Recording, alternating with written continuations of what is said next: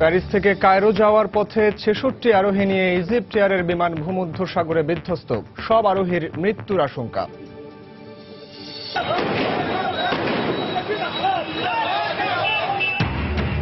ভারতের পশ্চিমবঙ্গে আবারও সরকার গঠন করতে যাচ্ছে তৃণমূল। মমতাকে মোদির অভিনন্দন। আসামে বিজেপি ও তামিলনাড়ুতে এগিয়ে জয়ললিতার দল।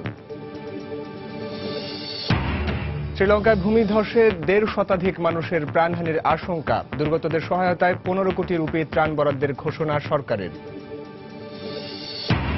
এবং আঙ্কারার সন্ত্রাস বিরোধী আইন পরিবর্তন হলে উস্কে উঠবে জঙ্গিবাদ, মন্তব্য তুরস্কের। অভিবাসন প্রত্যাশীদের গ্রহণের সবচেয়ে বেশি আগ্রহী চীনারা, প্রতিবেদন অ্যামনেস্টির।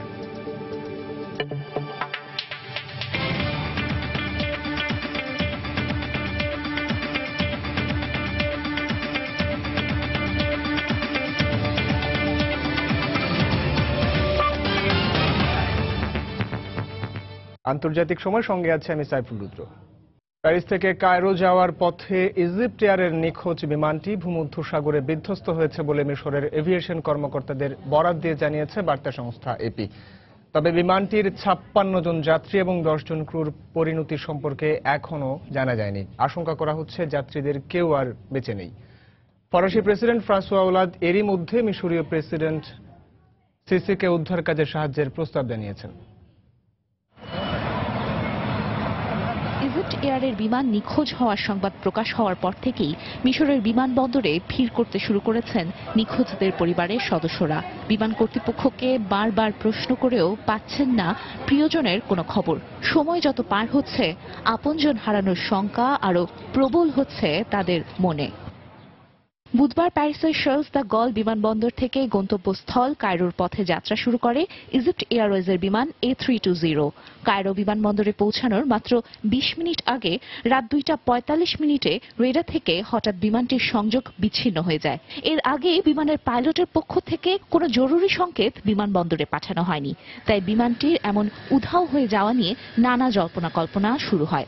সবশেষ মিশরের এভিয়েশন কর্মকর্তাদের বরাত দিয়ে বার্তা সংস্থা এপি জানায়, বিমানটি উধাও হয়ে যাওয়ার সময় ভূমধ্যসাগরের ৩৭,০০০ ফুট উপর দিয়ে উড়ছিল। তাই ধারণা করা হচ্ছে সাগরেই বিমানটি বিধ্বস্ত হয়েছে। এ সময় বিমানটিতে ছিলেন ৫৬ জন যাত্রী এবং চালক সহ ১০ জন ক্রু। বিমানের যাত্রীদের মধ্যে ১৫ জনই ফরাসি নাগরিক ছিলেন। ফরাসি প্রেসিডেন্ট ফ্রাঁসোয়া ওলাদ মিশরীয় প্রেসিডেন্ট আবদেল ফাতাহ আল সিসির সাথে উদ্ধার কাজের বিষয়ে ফোনে কথা বলেছেন। ফ্রান্সের পক্ষ থেকে উদ্ধার কাজে মিশরকে সাহায্য করারও প্রস্তাব দেওয়া হয়েছে।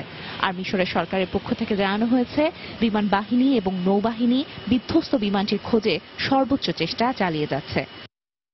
তবে এপি আরও জানিয়েছে, নিখোঁজ হওয়ার ২ ঘণ্টা পর রেডারে একটি অপরিচিত জরুরি সংকেত এসেছিল।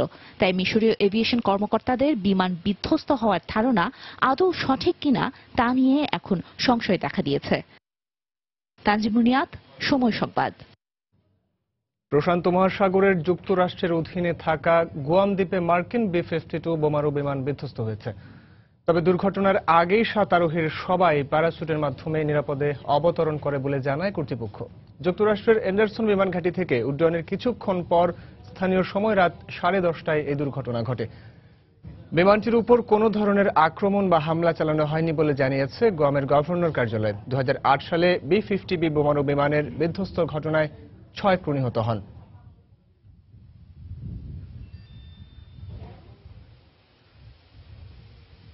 ভারতের পশ্চিমবঙ্গে আবারও সরকার গঠন করতে যাচ্ছে তৃণমূল কংগ্রেস।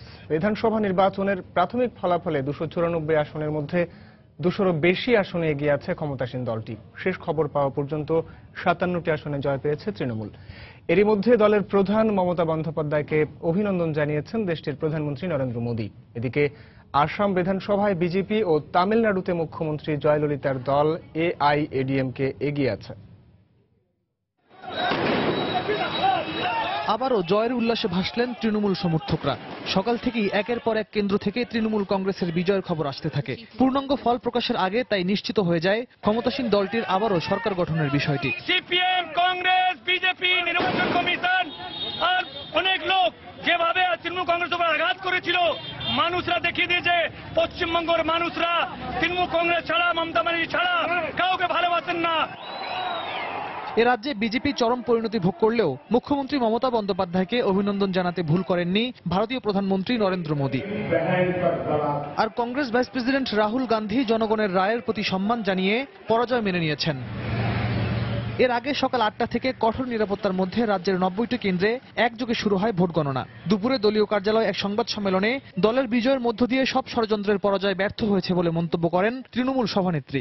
জনগণ যারা হয়তো এই মুহূর্তে প্রেজেন্সে, কিন্তু যাদের প্রেজেন্সে আজকে এই বিপুল জয় এবং 2/3 মেজরিটির ওপর আসন পাওয়া এককভাবে লড়ে 49 বছরের মধ্যে এককভাবে তৃণমূল কংগ্রেস একা লড়েছে বাংলায়, এটা কখনো হয়নি। পশ্চিমবঙ্গে তৃণমূলকে ঠেকাতে এবার সিপিএম নেতৃত্বাধীন বামফ্রন্টের সঙ্গে জোট বাঁধে কংগ্রেস। এরপরও চূড়ান্ত ফলে দুদল মিলে 70 থেকে 75টির মতো আসন পেতে পারে বলে জানায় গণমাধ্যম। পশ্চিমবঙ্গের পাশাপাশি আসাম, তামিলনাড়ু, কেরালা ও পুদুচেরিতেও সকাল থেকে বিধানসভা নির্বাচনের ভোট গণনা চলে। আসাম বিধানসভার 126 আসনের মধ্যে 80টিরও বেশি আসন পেয়ে প্রথমবারের মতো জয় পেতে যাচ্ছে কেন্দ্রের ক্ষমতাসীন দল বিজেপি। বিজয়ের উল্লাসে মাতছে ভারতের আরেক রাজ্য তামিলনাড়ু। বিধানসভার অধিকাংশ আসনে জয়ের আভাসে আনন্দ র্যালি করছেন মুখ্যমন্ত্রী জয়ললিতার সমর্থকরা। বুথ ফেরত জরিপে তামিলনাড়ুতে এবার মুখ্যমন্ত্রী জয়ললিতার দলের পরাজয়ের আভাস দেওয়া হলেও প্রাথমিক ফলাফলে এগিয়ে আছে রাজ্যের ক্ষমতাসীন দল AIADMK। তাই মুখ্যমন্ত্রী জয়ললিতাকেও অভিনন্দন জানিয়েছেন ভারতের প্রধানমন্ত্রী। অন্যদিকে কেরালায় সরকার গঠন করতে যাচ্ছে সিপিএম নেতৃত্বাধীন LDF জোট ও পুদুচেরিতে এগিয়ে আছে কংগ্রেস। রিয়াদুল ইসলাম, সময় সংবাদ। বঙ্গোপসাগরে উৎপত্তি হওয়া গভীর নিম্নচাপের প্রভাবে ভারতের পশ্চিমবঙ্গ, অন্ধ্রপ্রদেশ, তামিলনাড়ুতে গেল 48 ঘন্টায় রেকর্ড পরিমাণ বৃষ্টিপাত হয়েছে। বন্যার আশঙ্কায় তামিলনাড়ুর রাজধানী চেন্নাইয়ে প্রস্তুত রাখা হয়েছে উদ্ধারকারী নৌকা সহ কয়েক হাজার স্বেচ্ছাসেবীকে। নিম্নচাপটি ভারতীয় উপকূল অতিক্রম করে বৃহস্পতিবার বাংলাদেশে আঘাত হানতে পারে বলে জানিয়েছে দেশটির আবহাওয়া অধিদপ্তর। এর আগে ভারতের দক্ষিণাঞ্চলীয় বিশাখাপত্তনম বন্দর নগরীতে ঘূর্ণিঝড়ের সতর্কতা জারি করা হয়।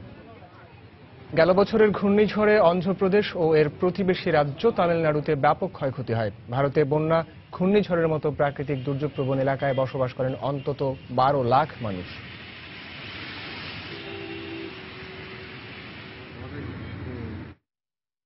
শ্রীলঙ্কায় ভূমিধসে 1.5 শতাধিক মানুষের প্রাণহানির আশঙ্কা করছে কর্তৃপক্ষ।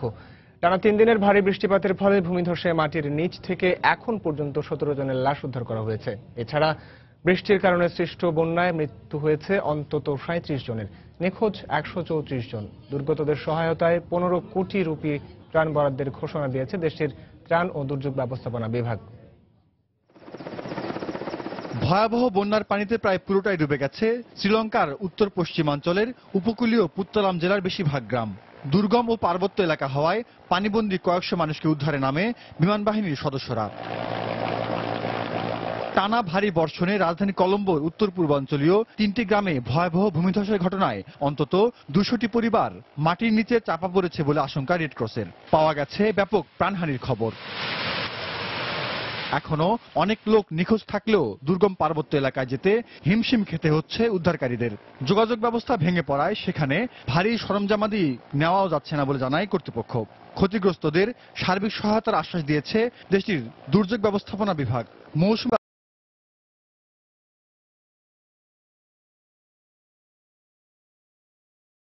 মহাসড়কের বেশ কিছু অংশ বাস্তুহারা হয়েছে প্রায় 3.5 লাখ মানুষ। জাহিদুর রহমান, সময় সংবাদ। আন্তর্জাতিক সময় আরো দেখবেন।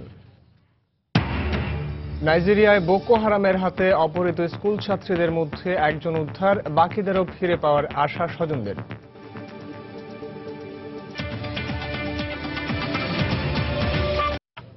ইউরোপে তুর্কি নাগরিকদের ভিসা মুক্ত চলাচল নিশ্চিত করতে চুক্তি অনুযায়ী তুরস্ককে 72টি শর্তই পূরণ করতে হবে বলে সাফ জানিয়ে দিয়েছে ইউরোপীয় ইউনিয়নের আইন প্রণেতারা। এর মধ্যে শুধুমাত্র সন্ত্রাস আইনে পরিবর্তনের শর্তটি শুরু থেকেই মানতে নারাজ তুরস্ক। এই আইনের পরিবর্তন সন্ত্রাসবাদকে উস্কে দেবে বলে দাবি তাদের। এদিকে অভিবাসীদের অভ্যর্থনার ক্ষেত্রে বিভিন্ন দেশের আচরণের বিষয়ে একটি প্রতিবেদন প্রকাশ করেছে মানবাধিকার সংস্থা অ্যামনেস্টি ইন্টারন্যাশনাল। এতে দেখা যায় অভিবাসন প্রত্যাশীদের গ্রহণের সবচেয়ে বেশি আগ্রহী চীনারা। যুদ্ধ, রাজনৈতিক অস্থিতিশীলতা, প্রাকৃতিক দুর্যোগ বা দরিদ্রতা এমন বিভিন্ন কারণে প্রতি বছর অসংখ্য মানুষ ভিড় করছে অপেক্ষাকৃত উন্নত দেশগুলোতে। অভিবাসীদের আশ্রয় দেওয়ার প্রশ্নে কোনো কোনো দেশ ছিল কঠোর অবস্থানে, কেউ বা পরিচয় দিয়েছে উষ্ণতার। আর উষ্ণতার র্যাঙ্কিংয়ে সবচেয়ে এগিয়ে আছে চীন। এরপরই অবস্থান জার্মানি ও ব্রিটেনের। তলানিতে রয়েছে রাশিয়া। সম্প্রতি 27টি দেশের বাসিন্দাদের ওপর মানবাধিকার সংস্থা অ্যামনেস্টি ইন্টারন্যাশনালের জরিপে এমন তথ্য উঠে আসে।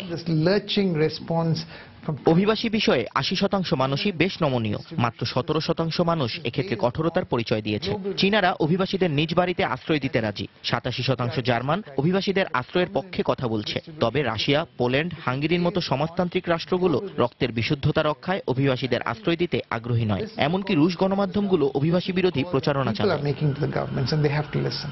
অভিবাসী সংকট নিরসনে সম্প্রতি তুরস্ক ইইউ চুক্তি স্বাক্ষর হলেও দুপক্ষের শর্ত পূরণ নিয়ে বেশ কদিন ধরেই টানাপোড়েন শুরু হয়। এ বিষয়ে সমঝোতায় পৌঁছাতে ইউরোপীয় পার্লামেন্টের কয়েকজন প্রতিনিধি বুধবার তুরস্ক সফরে যান। ইউরোপে তুর্কি নাগরিকদের ভিসামুক্ত চলাচল নিশ্চিত করতে তুরস্ককে চুক্তির 72টি শর্তই পূরণ করতে হবে বলে জানান তারা। ইউরোপে তুর্কি নাগরিকদের ভিসামুক্ত চলাচলের বিপরীতে প্রতিটি শর্ত পূরণে তুরস্ক রাজি ছিল। এখন তারা মত পরিবর্তন করতে পারে না। তুরস্কের বর্তমান সন্ত্রাস বিরোধী আইন অপব্যবহারের সুযোগ আছে। সেখানে গণমাধ্যমের কোনো স্বাধীনতা না থাকায় আমরা উদ্বিগ্ন। তুরস্ক তাদের সন্ত্রাস বিরোধী আইনে কোনো পরিবর্তন আনবে না বলে সাফ জানিয়ে দিয়েছে। ইইউ আদর্শের সঙ্গে মিল রেখে আইনের পরিবর্তন আনা হলে সন্ত্রাসী সংগঠনগুলো প্রশ্রয় পাবে বলে অভিযোগ তাদের। বিষয়টি বিবেচনায় নিয়ে ইউরোপ তুর্কি নাগরিকদের স্বাধীন চলাচলের সুযোগ সৃষ্টি করবে বলে আশা আঙ্কারার। ইউরোপের উচিত তুরস্কের প্রচলিত সন্ত্রাস বিরোধী আইনটির প্রতি শ্রদ্ধাশীল থাকা এবং আমাদের সহায়তা করা। তুরস্কের নিরাপত্তা মানেই ইউরোপের নিরাপত্তা। এই আইন পরিবর্তনের কোনো যুক্তি গ্রহণযোগ্য নয়। এতে সন্ত্রাসীরাই লাভবান হবে। এদিকে ইতালির ল্যাম্পেদুসার একটি শরণার্থী শিবিরে মঙ্গলবার অগ্নিকাণ্ডের ঘটনা ঘটেছে। এতে অধিকাংশ আসবাব পুড়ে গেলেও কোনো হতাহতের খবর পাওয়া যায়নি। নাগরিকত্ব কাজের সুযোগ দেওয়ার দাবিতে একদল বিক্ষুব্ধ অভিবাসী শিবিরে আগুন ধরিয়ে দেয় বলে অভিযোগ ওঠে। পুলিশ এখন পর্যন্ত 4 জনকে আটক করেছে। সঞ্জনা চৌধুরী, সময় সংবাদ। 102 বছর আগের একটি ভুলের জন্য বুধবার আনুষ্ঠানিকভাবে ক্ষমা চাইলেন কানাডার প্রধানমন্ত্রী জাস্টিন ট্রুডো। 1914 সালের 23 মে যাত্রীবাহী ভারতীয় অভিবাসীবাহী একটি জাহাজ ফিরিয়ে দেওয়ার ঘটনায় তিনি ক্ষমা প্রকাশ করেন। কোমাগাতা মারু নামে ওই জাহাজটি করে 376 জন ভারতীয় কানাডার ভ্যাঙ্কাভারে পৌঁছলে তৎকালীন সরকার তাদের ফিরিয়ে দেয়। সেপ্টেম্বরে জাহাজটি কলকাতায় ভিড়লে যাত্রীদের গ্রেফতারের চেষ্টা করে ব্রিটিশ পুলিশ। সে সময় তারা বাধা দিলে পুলিশের গুলিতে 19 জন প্রাণ হারায়। বাকিদের দেওয়া হয় শক্ত কারাদণ্ড। দিনটি আজও কানাডার অভিবাসনের ইতিহাসে কালো অধ্যায় হয়ে আছে। কানাডা সরকার তার দেশে নামার জন্য প্রত্যেক এশীয় যাত্রীর কাছে $200 দাবি করে। কেউ এত টাকা দিতে না পারায় তাদের ভারতে ফেরত পাঠানো হয়েছে বলে অভিযোগ রয়েছে। তৎকালীন কানাডা সরকারের এমন আচরণকে চরম অন্যায় বলে আখ্যা দেন প্রধানমন্ত্রী ট্রুডো। সিরিয়ার রাস্তান শহরে বিদ্রোহী অধ্যুষিত একটি আবাসিক এলাকায় বিমান হামলায় একই পরিবারের 12 জন নিহত হয়েছেন। তাদের মধ্যে 3 জনই শিশু বলে জানিয়েছে গণমাধ্যম। তবে যুক্তরাজ্য ভিত্তিক পর্যবেক্ষণ সংস্থা Syrian observatory of human rights নিহতের সংখ্যা 13 জন বলে দাবি করেছে। বিবিসি জানায় সরকারি বাহিনীর ওই হামলায় একই পরিবারের বাবা, মা, তাদের 2 ছেলে ও 4 মেয়ে সহ 12 জন নিহত হয়। সাধারণত বাংকারে বা আত্মগোপনে থাকা শত্রুদের দমনে এ ধরনের শক্তিশালী ক্ষেপণাস্ত্র ব্যবহার করা হয় বলে জানা গেছে। হোমস প্রদেশের এই শহরটি বিদ্রোহীদের শক্তিশালী ঘাঁটি হওয়ায় সরকারি বাহিনী তা দখলে নিতে চলতি বছরের শুরু থেকেই কঠোর অবস্থানে যায়।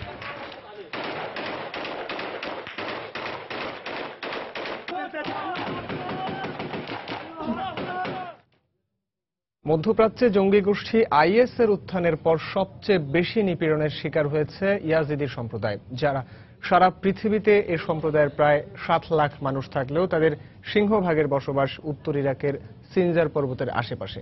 2014 ও 15 সালে বহু ইয়াজিদি নারীকে ধরে নিয়ে নির্যাতন করেছে আইএস, আর জোরপূর্বক ধর্মান্তরিত ও হত্যার শিকার হয়েছে অসংখ্য ইয়াজিদি পুরুষ। আইএস এর হাতে নির্যাতনের শিকার ইয়াজিদিদের অনেক নারী তাই এবার জঙ্গি গোষ্ঠীটির বিরুদ্ধে সশস্ত্র সংগ্রামে নেমেছেন। নিজ সম্প্রদায়ের উপর চালানো নির্যাতনের প্রতিশোধ নিতে জীবন দিতে প্রস্তুত তারা।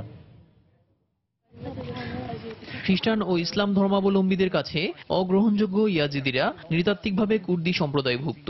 2014 সালে ইরাক ও সিরিয়ায় আইএসের উত্থানের পর সিনজার পর্বতের আশপাশে বসবাসরত ইয়াজিদিদের উপর নির্মম নির্যাতন চালায় জঙ্গি গোষ্ঠীটি। আইএস শত শত নারীকে অপহরণ করে মাসের পর মাস আটকে রাখে। 2015 সালে মুক্তির পর কয়েকজন ইয়াজিদি নারী গণমাধ্যমে আইএস এর অত্যাচারের রোমহর্ষক বর্ণনা দিয়েছিলেন। আইএস এর নৃশংসতা থেকে আজও যাদের মুক্তি মেলেনি তাদের জন্য অস্ত্র হাতে তুলে নিয়েছেন হাসিবা নৌজাদ ও আসিমা দাহিরের মতো ইয়াজিদি ও কুর্দি নারী যোদ্ধারা। যুদ্ধক্ষেত্রে নারী ও পুরুষের মাঝে আমি কোনো পার্থক্য দেখি না। একজন পুরুষের পাশে আমরা যখন অস্ত্র হাতে দাঁড়াই এটা তাদের আরো বেশি উৎসাহিত করে। ইয়াজিদি নারী ও শিশুদের আর্তনাদ যুদ্ধের মাঠে নামিয়েছে অনেককে। প্রথাগত সংসার ভুলে মরুভূমি আর বনে বাদারি কাটছে তাদের অষ্টপ্রহর। নিজের জীবনের বিনিময়ে হলেও আইএস এর নির্যাতনের প্রতিশোধ নিতে চান তারা। আমার যে বোনেরা আইএস এর হাতে নির্যাতনের শিকার হয়েছে তাদের কথা ভেবে আমার দম বন্ধ হয়ে আসতো। তাই কুর্দি নারীদের সঙ্গে আমিও যুদ্ধে নেমেছি। তাদের মতো আরো অনেক নারী কুর্দি পেশমার্গা বাহিনীর পক্ষে যুদ্ধে নাম লিখিয়েছেন। পুরুষদের মতো যুদ্ধক্ষেত্রে তারাও গুরুত্বপূর্ণ দায়িত্ব পালন করছেন। এমনকি ইরাকের উত্তরাঞ্চল মসুল থেকে আইএসকে হটাতে এই নারীদেরও বড় ভূমিকা ছিল বলে জানিয়েছে গণমাধ্যম। 18 ও 19 শতকে অটোম্যান সাম্রাজ্যের অধীনে ইয়াজিদিরা অন্তত 72 বার হামলা ও গণহত্যার শিকার হয়। 2007 সালে উত্তর ইরাকে গাড়ি বোমা হামলায় কয়েকশো ইয়াজিদি নিহত হয়। আইএসের হামলার শিকার হওয়ার আগে আল কায়েদার রোশানলেও পড়েছিল ইরাক ও সিরিয়ার এই সংখ্যালঘুরা। বারবার আক্রমণের মুখে পড়া ইয়াজিদিদের একটি বড় অংশ এরই মধ্যে মধ্যপ্রাচ্য ছেড়ে গেছে। পর্যবেক্ষণ সংস্থা Syrian observatory for human rights এর তথ্য মতে গত 2 বছরে লক্ষাধিক ইয়াজিদি ইউরোপের বিভিন্ন দেশে আশ্রয় নিয়েছে। দেলোয়ার হোসেন, সময় সংবাদ। তালেবান সংশ্লিষ্ট জঙ্গি গোষ্ঠী হিজবে ইসলামের সঙ্গে খসড়া শান্তি চুক্তি করেছে আফগান সরকার। জঙ্গি গোষ্ঠীটির প্রধান গুলবুদ্দিন হেকমাতিয়ার ও সব সরকারি প্রতিনিধিদের মধ্যে বুধবার এই খসড়া চুক্তি সই হয়। 60 বছর বয়সী এই জঙ্গি নেতা দীর্ঘদিন আত্মগোপনে থাকলেও সম্প্রতি প্রকাশ্যে আসেন। আল কায়েদার সংশ্লিষ্ট এই জঙ্গি গোষ্ঠীটি গত 1 দশকে আফগানিস্তানের বিভিন্ন শহরে বেশ কয়েকবার হামলা চালায়। তালেবানের তৎপরতায় হিজাবি ইসলামী কিছুটা আড়ালে থাকলেও এর সঙ্গে চুক্তি আফগানিস্তানের স্থিতিশীলতায় অগ্রগতি বলে মনে করছে দেশটির সরকার।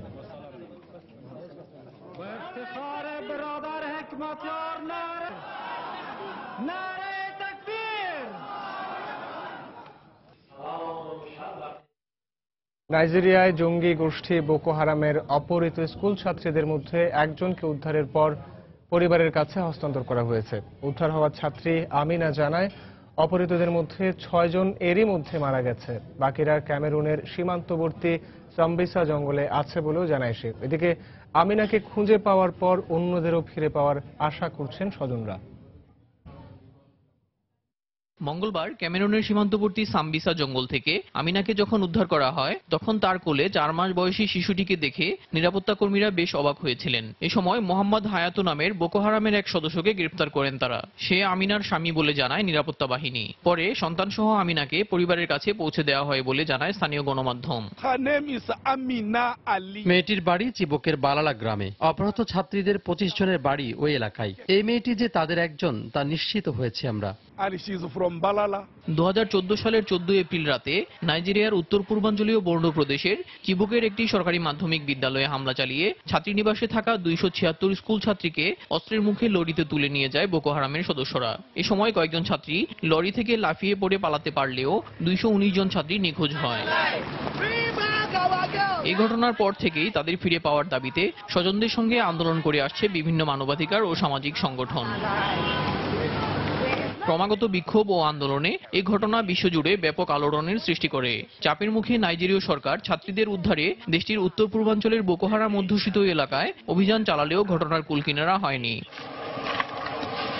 পরে এবছরের এপ্রিলে মার্কিন গণমাধ্যম CNN অপহৃত ছাত্রীদের মধ্যে 15 জনের একটি ভিডিও প্রকাশ করলে স্বজনেরা তাদের শনাক্ত করেন। এদিকে উদ্ধার হওয়া মেয়েটির তথ্য অনুযায়ী অপহৃত ছাত্রীদের 6 জন এরই মধ্যে মারা গেছে।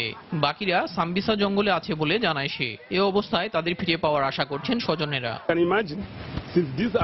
কেউ চিন্তাও করতে পারবে না মেয়েকে পাওয়ার জন্য প্রতিদিন আমরা এখানে আসি। একজনকে খুঁজে পাওয়া গেছে শুনে ভালো লাগছে। আশা করি আমাদের মেয়েদেরকেও ফিরে পাবো। পশ্চিমা শিক্ষা বিরোধী বোকো হারাম 2009 সাল থেকে পশ্চিম আফ্রিকার দেশ নাইজেরিয়া, ক্যামেরুন, চাঁদ, নাইজার সহ কয়েকটি দেশে সহিংসতা চালিয়ে অন্তত 15,000 মানুষকে হত্যা করেছে। গত বছর তারা জঙ্গি গোষ্ঠী IS এর প্রতি আনুগত্য প্রকাশ করে।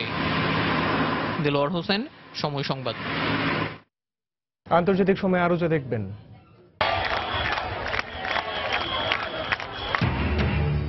ভেনেজুয়েলায় জরুরি অবস্থার মধ্যেই সরকারের বিরুদ্ধে বিক্ষোভ অব্যাহত। পুলিশের সঙ্গে সংঘর্ষ, পাশ্চাত্যের বিরুদ্ধে ষড়যন্ত্রের অভিযোগ মাদুরোর। দক্ষিণ চীন সাগরের আকাশে চীনা যুদ্ধবিমান মার্কিন যুদ্ধবিমানের গতিপথ আটকানোর চেষ্টা করছে বলে অভিযোগ করেছে যুক্তরাষ্ট্র। মার্কিন সেনাবাহিনীর এক মুখপাত্রের বরাতে বিবিসি জানায়, 17 মে সাগরে নিয়মিত টহল দেওয়ার সময় ঘটনাটি ঘটে। এ সময় সংঘর্ষ এড়াতে মার্কিন যুদ্ধবিমানের চালক গতিপথের 200 ফিট নিচে বিমানটিকে নিয়ে যেতে বাধ্য হন। এই ধরনের ঘটনাকে উদ্বেগজনক বলে মন্তব্য করেছেন তারা। এ ব্যাপারে চীনা কর্তৃপক্ষের কোনো বক্তব্য পাওয়া যায়নি। বেশ কিছুদিন ধরে এই অঞ্চলে যুক্তরাষ্ট্র এবং চীনের সামরিক তৎপরতার কারণে উত্তেজনা বৃদ্ধি পেয়েছে। আসছে ক্যালিফোর্নিয়া প্রাইমারিতে বিপুল ভোটে জয়ের আশাবাদ ব্যক্ত করেছেন ডেমোক্র্যাট দলের মনোনয়ন প্রত্যাশী বার্নি স্যান্ডার্স। বুধবার তিনি ক্যালিফোর্নিয়ার সান হোসেতে এক নির্বাচনী ক্যাম্পেইনে বলেন, এই প্রাইমারিতে সর্বোচ্চ সংখ্যক ডেলিগেট সমর্থন পাওয়ার আশা করছেন তিনি। এ সময় তিনি কেন্টাকিবাসীদের তাকে সমর্থন দেওয়ার জন্য ধন্যবাদও জানান। যুক্তরাষ্ট্রের বাকি সব রাজ্যের তুলনায় ক্যালিফোর্নিয়ায় ডেমোক্র্যাট ডেলিগেটের সংখ্যা সবচেয়ে বেশি। তাই এই প্রাইমারিতে জয়লাভ করতে পারলে স্যান্ডার্সের অবস্থান কিছুটা শক্ত হবে বলেই মত মার্কিন রাজনীতি বিশ্লেষকদের। যুক্তরাষ্ট্রের ফ্লোরিডায় কৃষ্ণাঙ্গ কিশোর ট্রেভন মার্টিনের হত্যাকাণ্ডে ব্যবহৃত পিস্তলটি বিক্রি হয়ে গেছে, তবে তা কত দামে বিক্রি হয়েছে সে বিষয়ে কিছু জানা যায়নি। কয়েকদিন আগে 9mm সেমি অটোমেটিক পিস্তলটি অনলাইনে বিক্রির জন্য নিলামে তোলে ঘাতক নিরাপত্তারক্ষী জিমারম্যান। এর মাধ্যমে ট্রেভন হত্যাকে উপহাস করা হয়েছে বলে সামাজিক গণমাধ্যমে নিন্দার ঝড় ওঠে। যদিও গান রাইট নামে একটি সংগঠন জিমারম্যানের ভূমিকাকে মার্কিন আইন অনুযায়ী সঠিক বলে অভিহিত করেছে। শুধু তাই নয়, জিমারম্যানকে দায়িত্বশীল বলেও প্রশংসা করে তারা। আগ্নেয়াস্ত্র বিক্রয়কারী ওয়েবসাইট unitedgungroup.com পিস্তলটি বিক্রির খবর নিশ্চিত করলেও তার মূল্য প্রকাশ করেনি। 2012 সালের ফেব্রুয়ারিতে 17 বছর বয়সী নিরস্ত্র ট্রেভনকে হত্যা করে 32 বছর বয়সী জিমারম্যান ঘাতক আত্মরক্ষার নামে গুলি চালানোর কথা বললেও একে হত্যাকাণ্ড অভিহিত করে সে সময় দেশব্যাপী আন্দোলন হয়।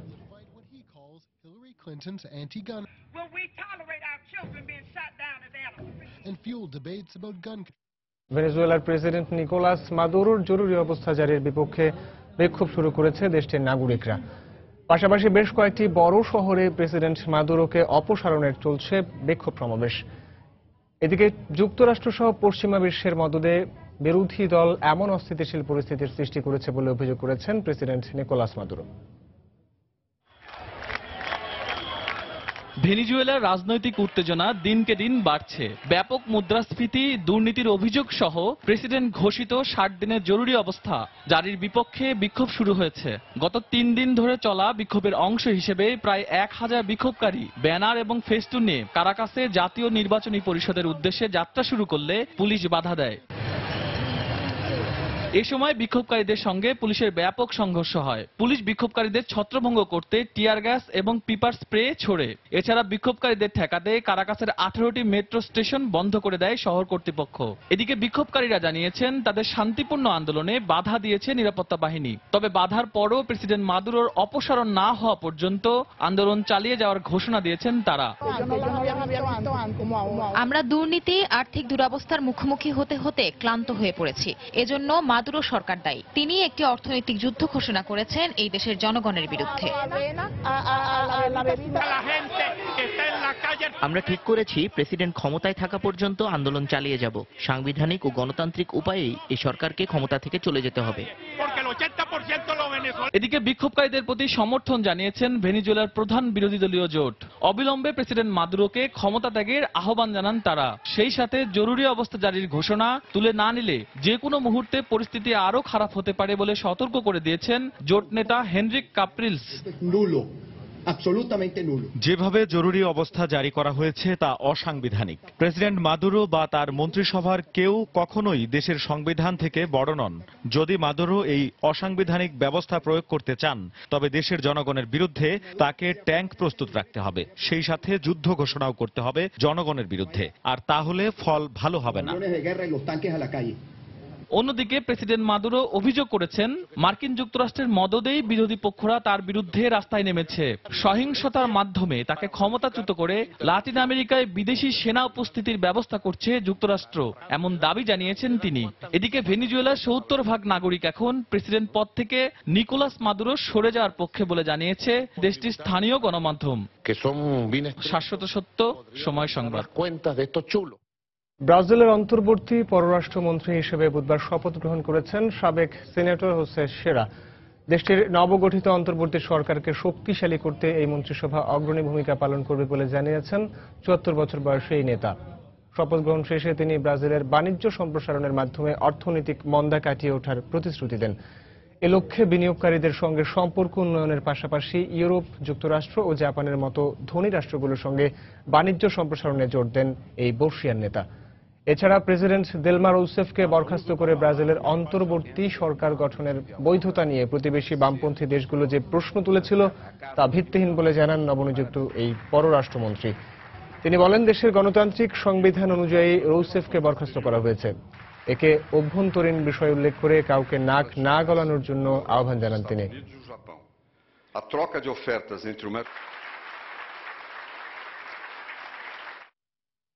পৃথিবীর নানা প্রান্তে বিভিন্ন ইস্যু নিয়ে বিক্ষোভ হয়েছে। ফ্রান্সের প্যারিসে শ্রম সংস্কার আইনের বিরোধিতাকারীদের বিরুদ্ধে পাল্টা বিক্ষোভ করেছে ১০০-রও বেশি পুলিশ সদস্য। G7 সম্মেলনকে সামনে রেখে জাপানে বিক্ষোভ করেছে দেশটির পরিবেশবাদী সংগঠনের কর্মীরা। এদিকে বলিভিয়ায় পোশাক কারখানার শ্রমিকদের সঙ্গে পুলিশের সংঘর্ষে আহত হয়েছে বেশ কয়েকজন। বুধবার রণক্ষেত্রে পরিণত হয় বলিভিয়ার লা পাজ শহর। একটি রাষ্ট্রীয় মালিকানাধীন পোশাক কারখানা বন্ধের ঘোষণা দেওয়ার পর প্রায় ৮০০ শ্রমিকের বেকার হওয়ার আশঙ্কায় রাস্তায় নেমে আন্দোলন করে কারখানার শ্রমিকরা। বিক্ষোভ চলাকালে পুলিশ বাধা দেওয়ার চেষ্টা করলে দুপক্ষের মধ্যে সংঘর্ষ হয়। এক পর্যায়ে পরিস্থিতি নিয়ন্ত্রণে বিক্ষোভকারীদের ওপর টিয়ার গ্যাস নিক্ষেপ করে পুলিশ। বিশ্বের শিল্পোন্নত দেশগুলোকে নিয়ে গঠিত জোট G7 সম্মেলনকে সামনে রেখে জাপানে বিক্ষোভ করেছে দেশটির পরিবেশবাদী সংগঠনের কর্মীরা। G7ভুক্ত দেশগুলোর অর্থমন্ত্রীদের সম্মেলনে শ্রমিকদের অধিকার রক্ষায় জ্বালানি ও পরমাণু প্রকল্পে বিনিয়োগ বন্ধের দাবি জানিয়ে টোকিওতে দেশটির অর্থমন্ত্রীর কার্যালয়ের সামনে বিক্ষোভ করে তারা। গত বছর জাপান প্যারিসের সঙ্গে একটি চুক্তি সই করে। জাপানের উচিত শিগগিরই জ্বালানি শিল্পে বিনিয়োগ বন্ধ করা।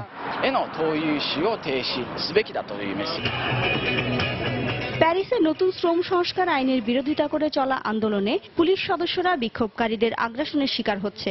এই অভিযোগ করে প্যারিসের ৭টি শহরের পুলিশ জোট হয়ে এক পাল্টা বিক্ষোভ সমাবেশ করেছে। পাল্টাপাল্টি বিক্ষোভ চলাকালে পুলিশের একটি গাড়িতে আগুন ধরিয়ে দেয় শ্রম সংস্কার আইনের বিরোধিতাকারীরা। তবে এতে কোনো হতাহতের ঘটনা ঘটেনি। সরকার বিরোধী বিক্ষোভ হয়েছে বাহরাইনেও। বিরোধী দলের নেতা শেখ আলী সালমান সহ জেলে বন্দী অন্যান্য রাজনৈতিক নেতা ও সমাজকর্মীদের মুক্তির দাবিতে বিক্ষোভ করেছে দেশটির বিরোধী দলের সমর্থকরা। শিরিন আক্তার, সময় সংবাদ। এ পর্যায়ে অর্থ বাণিজ্যের খবর। আন্তর্জাতিক আন্তঃব্যাংক লেনদেনে কারিগরি সহায়তা দানকারী প্রতিষ্ঠান সুইফটের কার্যক্রম তদারকি করে দেখছে যুক্তরাষ্ট্রের ব্যাংকগুলো। ওয়াল স্ট্রিট জার্নালের রিপোর্টে উঠে এসেছে এই তথ্য। বাংলাদেশের রিজার্ভ চুরির ঘটনার পর সুইফটের বিষয়ে নড়ে চড়ে বসেছে জেপি মর্গান, মর্গান স্ট্যানলি সহ যুক্তরাষ্ট্রের বৃহত্তম ব্যাংকগুলো। এছাড়া ব্লুমবার্গ বলছে, সুইফট মেসেঞ্জিং সিস্টেম ব্যবহার করে বাংলাদেশ ব্যাংকের রিজার্ভ চুরির ঘটনার পর সুইফট সিস্টেমের নিরাপত্তা আরও বাড়ানোর উপর জোর দিচ্ছে মার্কিন ব্যাংকগুলো।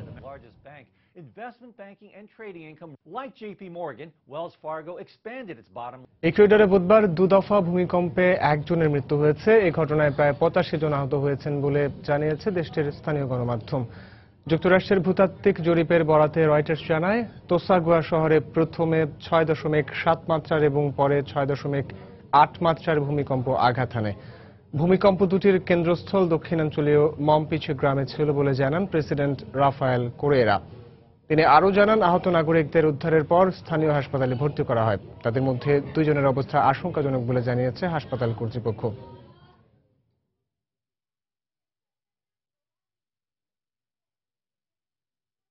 কানাডার আলবার্টার তেল সমৃদ্ধ শহর ফোর্ট ম্যাকমারে থেকে বাস্তুচ্যুত ৯০,০০০ বাসিন্দা আগামী সপ্তাহে নিজ এলাকায় ফিরতে পারবেন বলে জানিয়েছে কর্তৃপক্ষ। ভয়াবহ দাবানলের কারণে ঘর ছাড়তে বাধ্য হন তারা। শহরের কিছু কিছু এলাকায় দাবানল অব্যাহত থাকলেও কয়েকদিনের মধ্যে তা নিয়ন্ত্রণে আসবে বলে আশা করেছেন প্রদেশের প্রধান রাচেল নটলি। মৌসুমি বৃষ্টিপাত শুরু হলে আগুন সম্পূর্ণ নিভে যাবে বলেও জানানো হয়। বুধবার আয়োজিত এক সংবাদ সম্মেলনে নোটলে আরও জানান, আগামী 15 জুনের মধ্যে সব বাসিন্দা তাদের বসত ভিটায় ফিরতে পারবেন। এই সময়ের মধ্যেই বিদ্যুৎ, গ্যাসের মতো নিত্য প্রয়োজনীয় সেবা কার্যক্রম পুরোদমে চালু করা হবে বলেও জানান তিনি। গেল 2 সপ্তাহ ধরে কানাডায় ভয়াবহ এই দাবানলে পুড়ে গেছে অন্তত 4,23,000 হেক্টর এলাকা।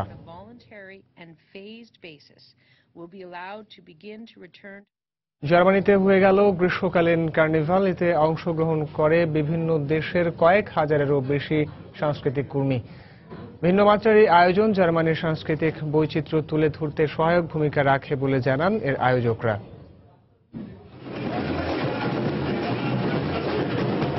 তাপমাত্রা মাত্র 11 ডিগ্রি সেলসিয়াস, সেই সাথে দমকা বাতাস। তবুও জার্মানির বার্লিনের জেলা শহর ক্রেউজব্রেগের রাস্তা ছিল মানুষে পরিপূর্ণ।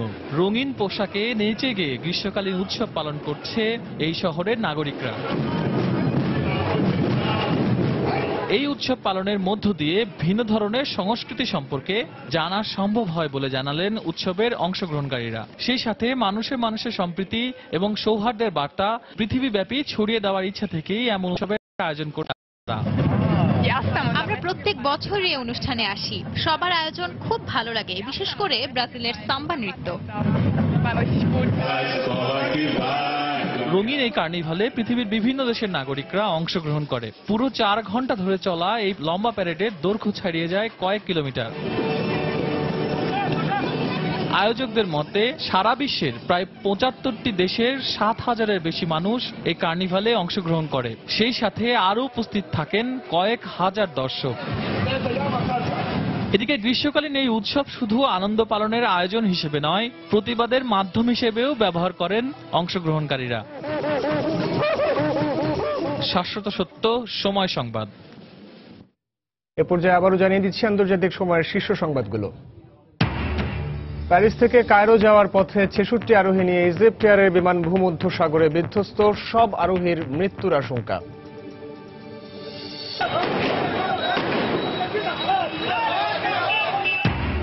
ভারতের পশ্চিমবঙ্গে আবারও সরকার গঠন করতে যাচ্ছে তৃণমূল। মমতাকে মোদির অভিনন্দন। আসামে বিজেপি ও তামিলনাড়ুতে এগিয়ে জয়ললিতার দল। শ্রীলঙ্কায় ভূমিধসে 1.5 শতাধিক মানুষের প্রাণহানির আশঙ্কা। দুর্গতদের সহায়তায় 15 কোটি রুপি ত্রাণ বরাদ্দের ঘোষণা সরকারের। এবং আঙ্কারার সন্ত্রাস বিরোধী আইন পরিবর্তন হলে উস্কে উঠবে জঙ্গিবাদ। মন্তব্য তুরস্কের। অভিবাসন প্রত্যাশীদের গ্রহণের সবচেয়ে বেশি আগ্রহী চীনারা, প্রতিবেদন অ্যামনেস্টির। এ ছিল আন্তর্জাতিক সময়। যে কোনো খবর পেতে ভিজিট করুন সময়নিউজ.tv আর সঙ্গে থাকুন সময়ে।